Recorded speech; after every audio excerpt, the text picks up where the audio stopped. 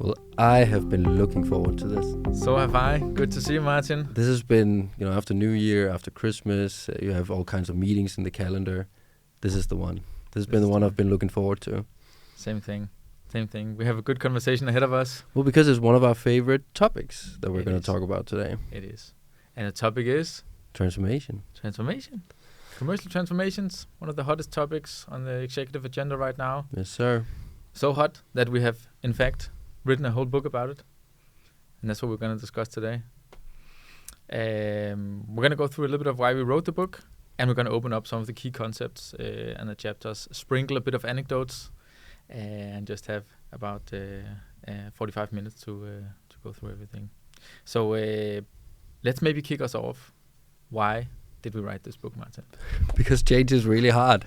It's really difficult to change something. I think everyone knows it you just think about it from a personal perspective, right? I think most people, they have a very good idea of what in their life they would like to change. I want to get more fit. I want to eat more healthy. I want to get a promotion at work. So they have a lot of ideas on what it is that they want to change. And that's the easy part, coming up with those things that you have to change. Typically also, it's very clear to you, well, what do I need to change towards? I should probably exercise 30 minutes per day if I want to get more fit, eat more vegetables. What's the hard part? Doing it. Actually doing it. Yes. Monday morning, yes. It's grey. So we know, from a personal level, at the individual level, it's really difficult. And then, of course, when you have an organization of thousands of people, that just multiplies. Because suddenly you're talking about changing the habits, ways of working, of not just one person, but hundreds of people, thousands of people sometimes. So I think that's why it's so difficult. It's less about what it is that we want to change, that's the hard part, but it's how do we actually get this done? I think that's also why we wrote the book, because we obviously, that's what we do. We help with transformations. And we've written a lot about what it is that we think companies should change. Use more AI, build teams that sell, launch products like this. But a big part of that is actually being able to do it. And that's what this book is about. Yeah, totally agree. And it's quite interesting. I have the same reflection over the past few years when working with big companies. They very easily get a sense of what to do, but getting there is really hard.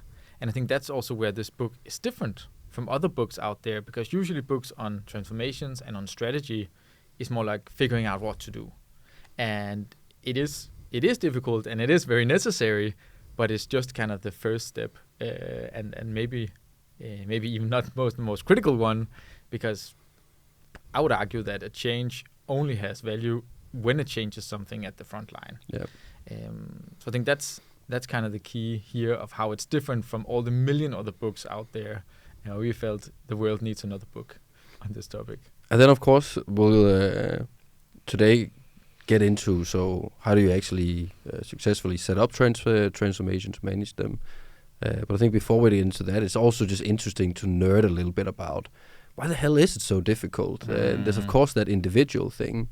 But at least one of our reflections is that it's also really difficult in these organizations like sales and marketing, because there's two opposing things that you have to do at the same time.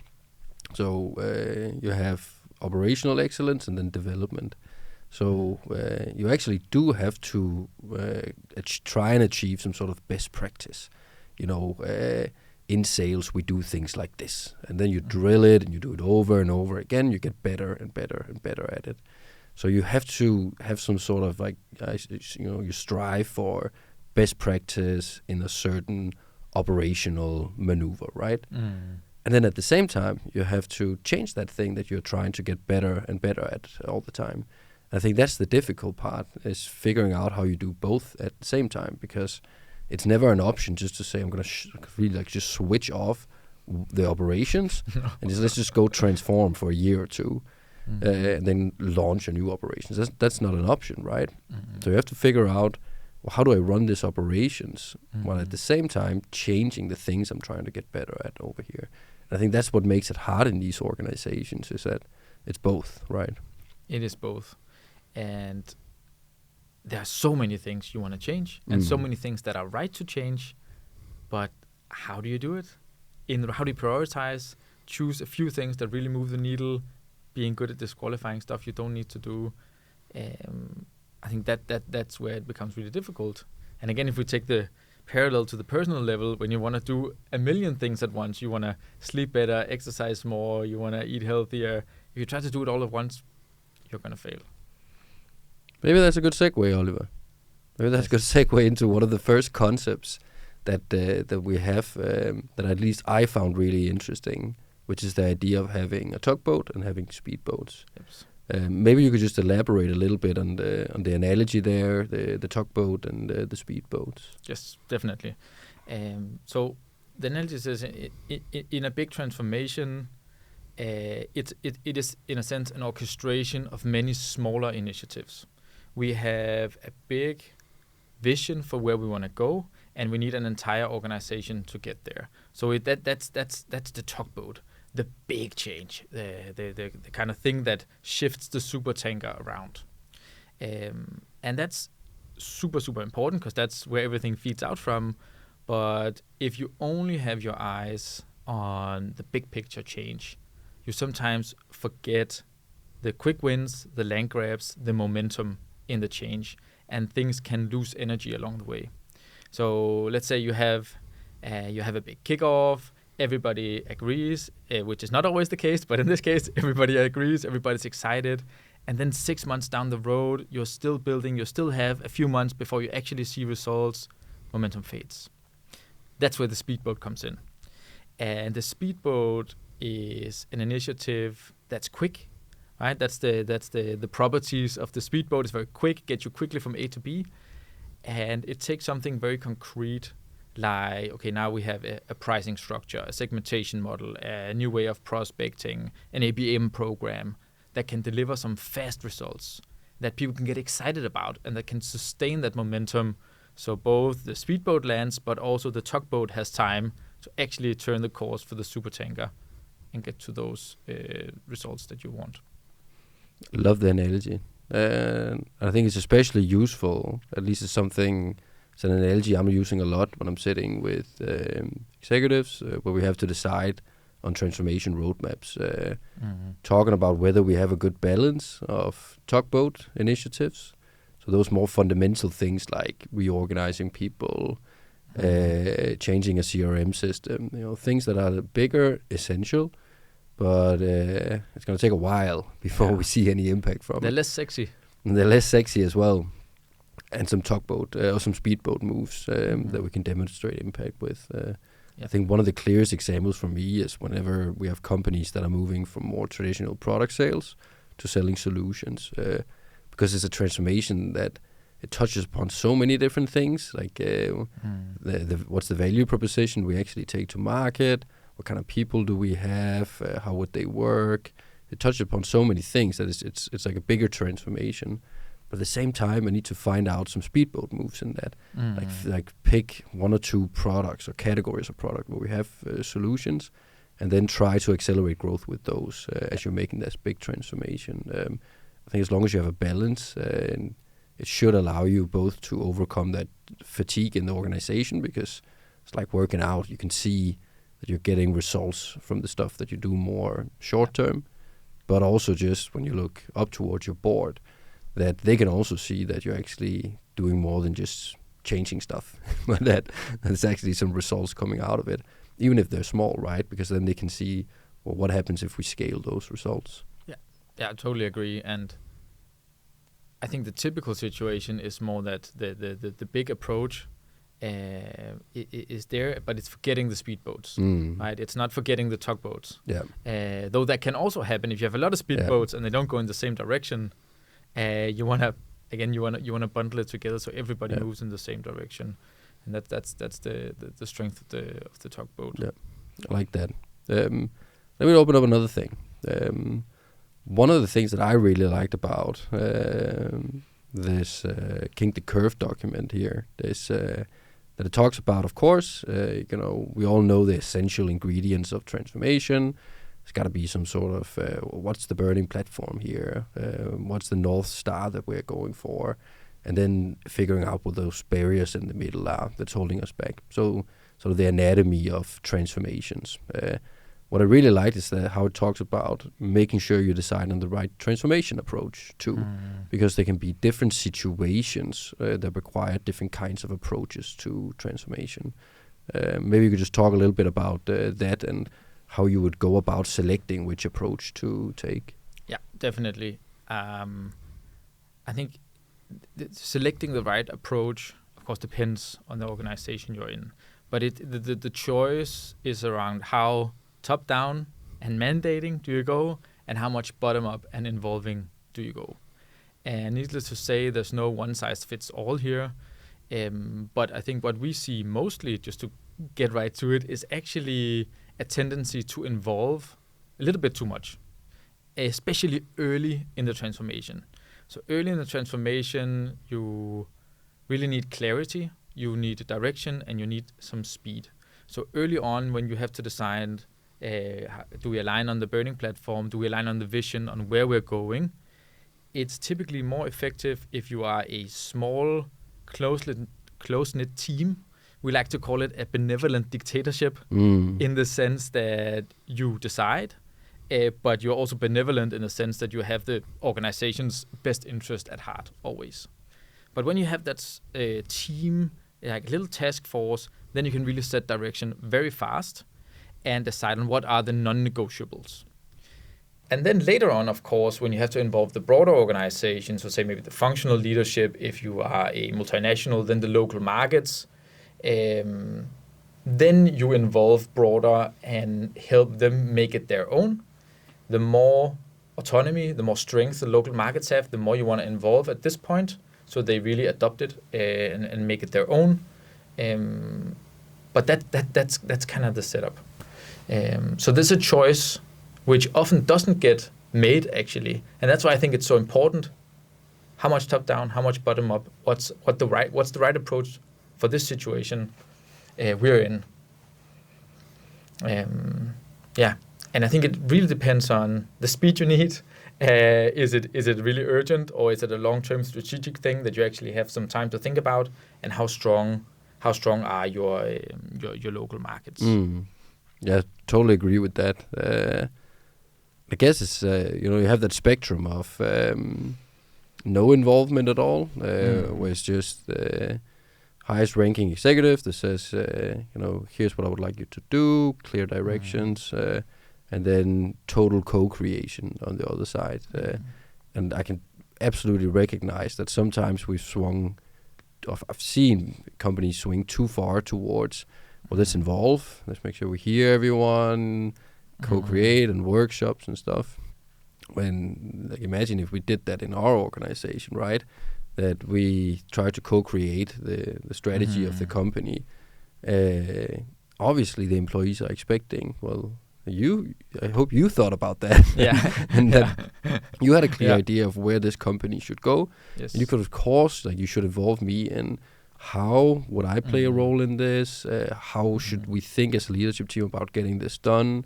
Yeah. Of course, we can evolve around that how, but in terms of where are we going, what are the priorities, I think it has to be a smaller group. And sometimes companies are swung too far towards the consensus-driven approach of saying, well, what can we agree on here? Yeah, totally agree. And I think one of the explanations is also that it feels, sometimes it feels good. It feels like the right thing to do, to involve people, to make them seen and heard.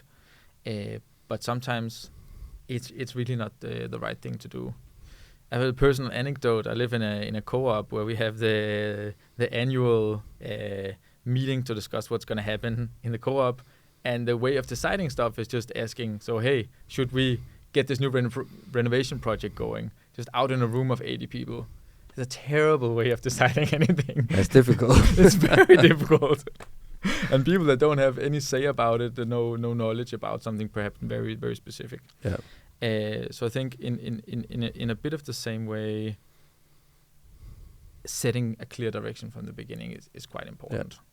And then I think there is also a bit of an uncomfortable truth tied to that when you then have that direction, you have the non-negotiables in place, then you have to ensure that every leader is either on board or not part of the leadership team anymore. I think you got to be okay with that too. That whenever you're doing these kind of changes, what you're changing into isn't for everyone. Yeah. And just that's totally fine. It's not for everyone, and you have to be okay that some people might jump ship and do something else. Yeah, totally agree. One of the things that I've been thinking about is, so we call it Kink the Curve because that's essentially what we do, right? Companies have some sort of growth trajectory. We try to change that growth trajectory. One way of doing it would be to say, let's insert some initiatives that break the curve, right? You do something, it changes the trajectory of the curve. But another way to create, it's not a kink curve, but it had kind of the same form, is this idea of 1% improvement every day, right? Like you improve a little bit every day, and that obviously stacks up over time and creates a similar kind of curve, right? It's just not kinked, but it does go exponentially up because the percentage build on the percentage, right? And at least what I've seen sometimes, where I think it also goes wrong when it comes to transformations, is that you do transformations every 4 years, 5 years, or now something isn't working. Define a transformation program, what needs to change. You run those initiatives, you change. And then you get back to, let's operate to best practice mode and try to get better. And I guess my suspicion is that people also lose that transformation muscle. So both at the corporate level, right? Like, do we have the people to drive this transformation? Do they have the transformation capabilities to actually drive a transformation? But also in the organization, if they've just been used to, I'm getting towards some sort of operational best practice all the time, then suddenly you're driving a lot of change initiatives. It's got to come as a shock to them, you know? If they're not used to there always being some sort of always transforming element on. So I think there's something interesting to consider there as well, whether you want to run transformation in these kind of bulk initiatives and then nothing, and then now we have to transform again because some stuff happened. Or you think about it more in terms of there's always something we should be focusing on making better. And then those priorities can obviously shift over time. And sometimes there's more because there's like a bigger shift we need to make. Yeah, no, totally agree. And I think it actually has a pretty good tie to why do we even need commercial transformations in the first place? And I think there are some proactive triggers and some reactive triggers. The proactive ones being, for example, a change in ownership, that you acquire someone and need to integrate them, or you are acquired. And then the other one is you change your strategy. Now we need to be a different kind of company. Then the initiative is on you. You to sort of get to decide.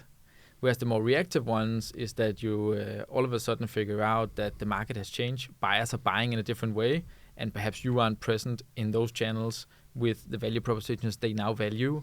Or the most reactive one, you see your performance drop and you're like, okay, gotta do something. All hands on deck. Get some speedboats in the water. Then you need some speedboats, and it's you have way higher urgency and overall perhaps a worse process. Yeah.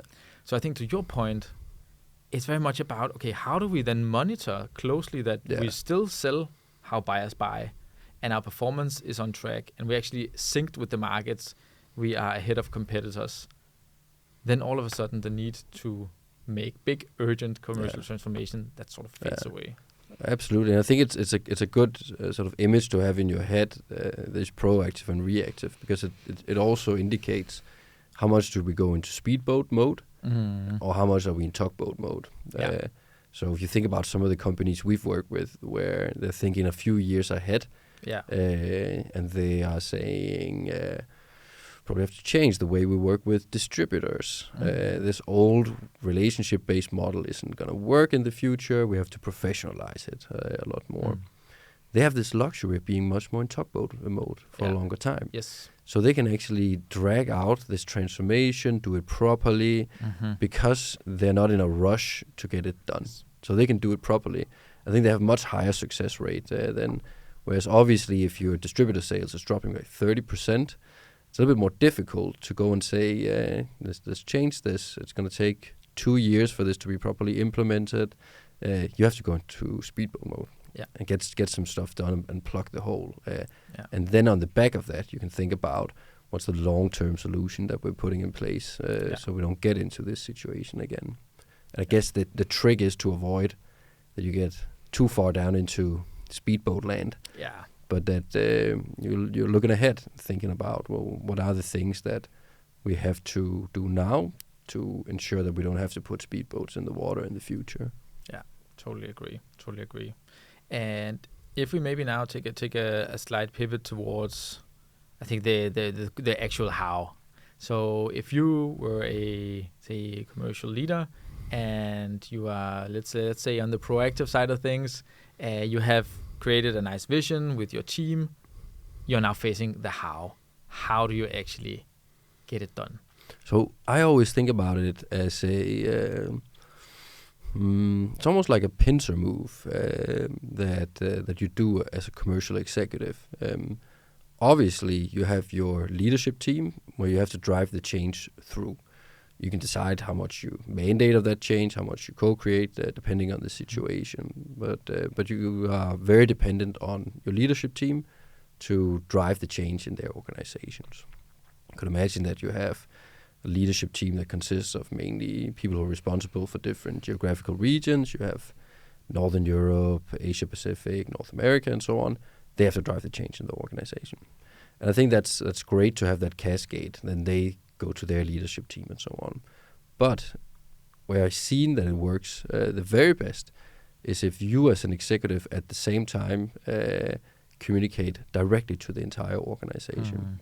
So that it's not just that everything is cascaded and communicated through the levels, but that you have that thing going on, but at the same time you run the change story towards the whole organization. Let's say you have monthly update or something. Could be on Teams. Everyone invited in. They listen to you give an update on what's this mission that we're on. Why are we on this again? What are we focusing on right now? What's coming over the next quarter? What can you expect? Because it does two things. And one, of course, is that it reduces the level of anxiety and change fatigue in the organization. So they suddenly get some visibility into what's coming. But the other thing it does as well is suddenly it forces that leadership team that you have to get some shit done. Yeah. Because there's an expectation now in the organization that something is coming, something is happening. So it works really well in that way that you have your leadership team that you're driving change through, and suddenly there's an expectation in their organization as well. And that seems to just propel the transformation forward much faster as well when you do that. So I like the pincer move from the executive perspective that run change through the leadership team, but then have some direct engagement as well. Yeah, I think it's a really good point. Also because at any time there will be many initiatives going on in an organization. And I think one of the truths of change is that people have a very natural instinct for orienting themselves towards what they think is important for top leadership. So if you go out and are very explicit on that an agenda is possible, the likelihood of success just increases a lot. And that's also one of the reasons that you have to be quite focused on how many things you try to do at once and then choose what we really need to succeed with, and then we hammer on that continuously. Then on the how as well, maybe there's a third really important point in terms of places where you can do something that then have an outsized effect on the success of the transformation. So when they've done studies on who's most likely to resist change when you're running change initiatives, turns out it's the people that are most important in running the change is the middle managers. So the frontline are actually not the ones who are resisting the change, because they just have to be given clear instructions on, how what do I need to do different? They can say, well, do I get this tool? How will I get help to do it? But the middle managers, they're like sort of hit with a double whammy because they have to drive change themselves. They also typically have to change something in the way that they work. So when you look at who resists change the most, the executives are like, yeah, that's fine. I'm running the change through my organization. So I just have to continue acting like a leader. Right? I still have my leadership responsibility. There's an operational part, development part. It's all fine. The front line, they're being helped, guided, coached, given tools. So they're supported to do something different. The middle managers, they're the ones that are like squeezed from two sides because they're expected to be change agents at the front line. And then at the same time, they're expected to change something in the way they work too. So in terms of the how, I think that's maybe a third place.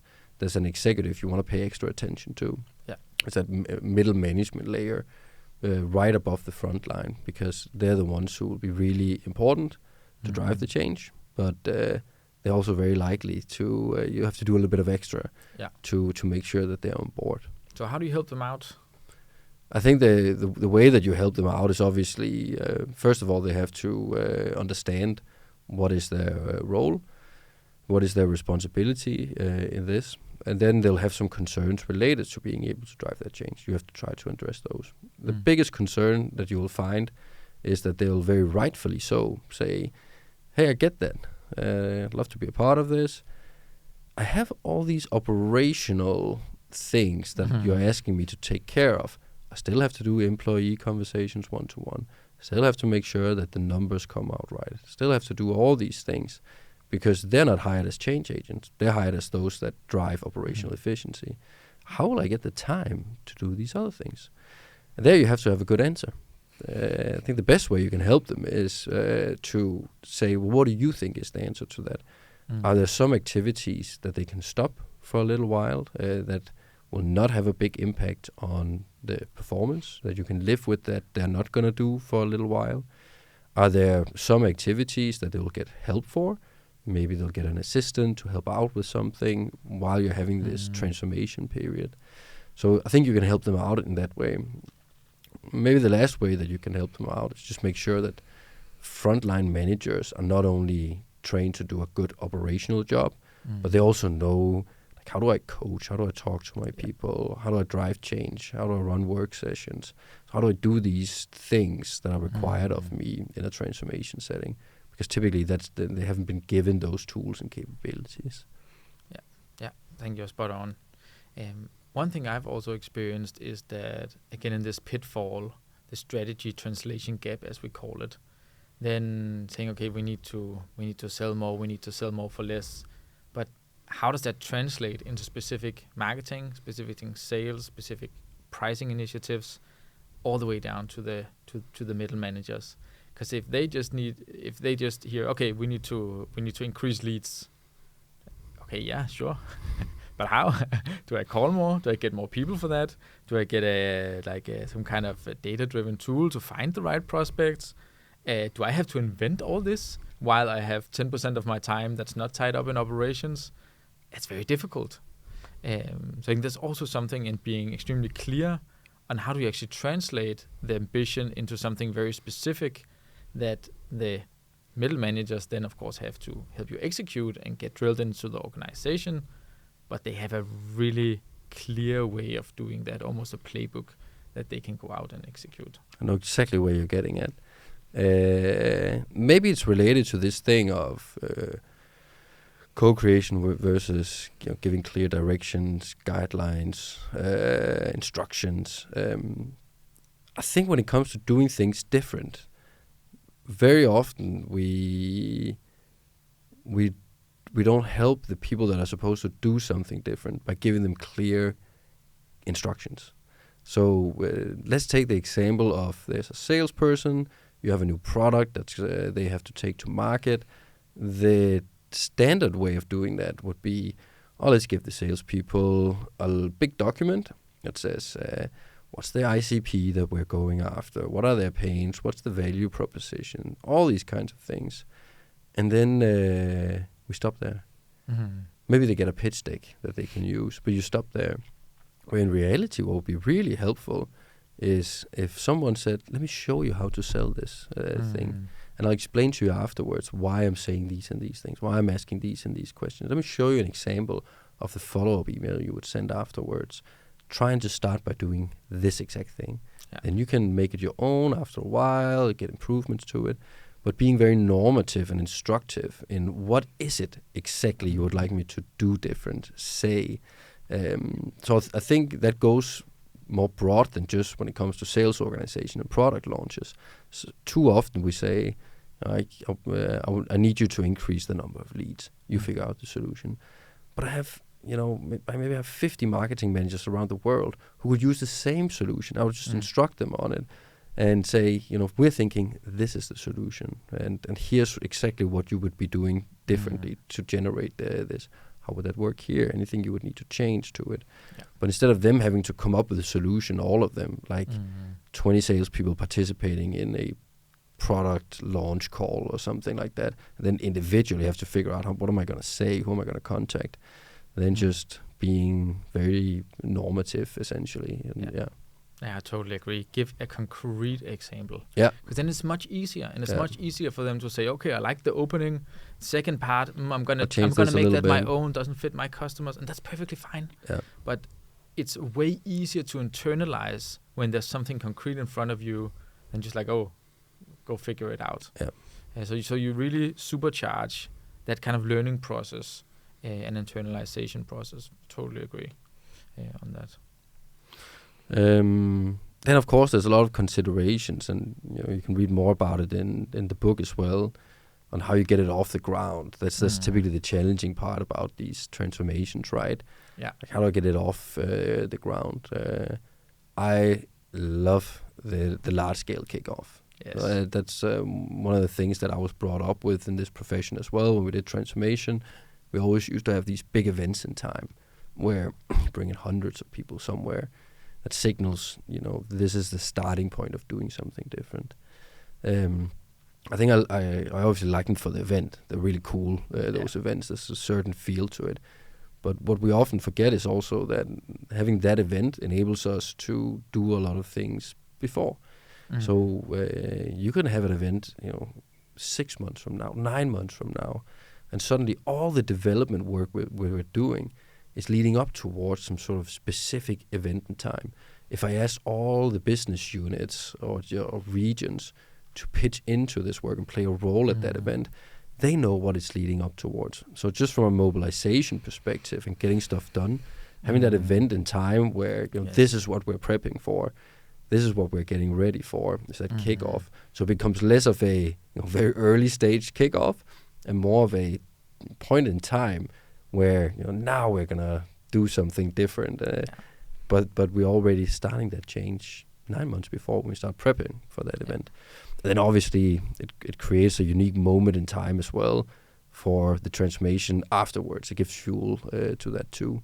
But I like those large scale events, and I think we lost them because of COVID, and I'm not sure we ever really. They're not really back. Really got them back, and obviously it cost a lot of money. Yeah. But compared to if this is the thing that could lift your success rate with transformations, it's worth it. It's a lot of money being poured into to transformation. Yeah, totally agree. It is these change artifacts again that are really important in addition to the speedboats to keep the momentum and let people know like. We are actually changing. We mean that this is not a maybe. This is like this is happening. It's happening. Yeah. And again, this is like I think the event is also a nice carrot. Yeah. Right. It's not. You also have the stick at some point to with the tracking and the measurement, and now we have some governance structure. We follow up on this, and so that side is also important, but. Carrot is great, especially at and it creates an amazing feeling of we're all in this, we're doing this. We used to have these things on the last day on some of these events where you get everyone up signing a pledge as well. And it sounds cheesy, but it's very, very powerful. Some of these things that you do when you're running transformations. And it just doesn't work the same way as like if you're on board, raise your hands on Teams. No. It's not the same. Definitely not. So I like the large scale face-to-face events. I think they have something special, and I'd love to see that coming back a little bit more. Definitely. I think especially if you're a multinational organization, you have again 50 marketing managers that are sitting around the world. They have met once, maybe some of them haven't even met each other ever. That they get together, they can talk over a coffee or a cocktail. I think that also breeds some innovation and social cohesion, which is super, super important. Yeah. Good. Any final notes on succeeding with commercial transformations? From my perspective, it's one of those things where it's not really an option, right? Like you can't really sort of like sit and say, well, should we do a transformation or not? Everyone has to do it. Mm-hmm. So there's no not transforming. The question is much more on how exactly are we going to transform. I think that's also what we put a lot of emphasis on in the book is that selecting the right approach for how you will run the transformation is really, really important. So different situations call for different ways of approaching a transformation. Yeah. There's of course some things that you should always have in there. I should always have the anatomy of my transformation clear. I should of course know, well, what's the burning platform I communicate for? Why are we doing this? What do I communicate for? Where we're going? What are the main barriers that I'm addressing with the development initiative? You have that, of course. You should, of course, always think about, well, how will I run this cascade of change through my organization? A lot of things that you always think about.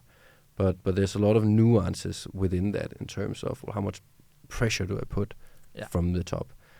How much do I put out the transformation to the executives to run, and then me supporting that? There's all kinds of nuances in how you drive the change that can be critical to whether you succeed or not. Yeah, definitely. And it's a harrowingly low success rate, right? 20 to 30% that actually deliver on time, on scope, on budget. So I think that's also one of our motivations. We want to increase that success rate for commercial leaders by getting the how right. And it makes a lot of sense. I mean, if you think about it, we're lucky in here, right? Like in the way that, well, our business is to drive transformation projects. So we're well schooled in that. Our business is to know what does good marketing look like. So we can do a podcast, or we can do videos, or we can write a book.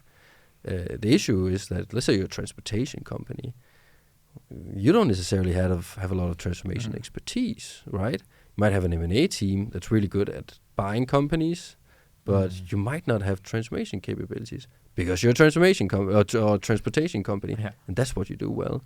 Yeah. So I think a lot of companies could do well in this, also looking at, well, if it's not an option to transform, and if we're anticipating that we will have to change the way our business is set up commercially and operate, you should look at also, well, what's our transformation capability? How good would we be at driving this change? And if you find gaps, you should probably build your capability within that more. Yeah, totally agree. And do more large-scale events. Yeah, because they're amazing. I really try to tell all my clients that I know it's easy to write off because it comes with a big bill, but they are also incredibly powerful. So if it is a big important transformation you're doing, then it is a lever that is very effective. Yeah, totally agree. And then download the book. Yes, come in here and get it. If you are listening to this, the book is free. You can download it online, or you can come into our offices and get one and a cup of coffee for free also. Yeah. Beautiful. Martin, thank you for the conversation. To you too, Oliver. Thanks. Bye.